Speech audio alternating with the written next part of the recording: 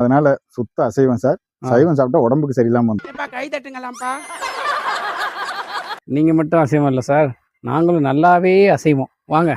இது என்ன பிரமாதம்? இது விட பெசலைட் ஒண்ணு இருக்கு. கூவுடா.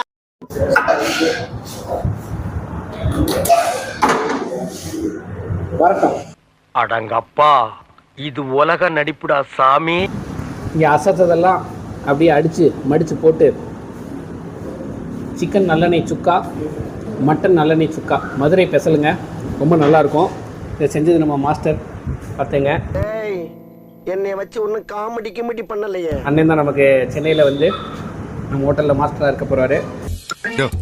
என்ன கர்மையா இது? கர்மம் இல்லைங்க, குருமா.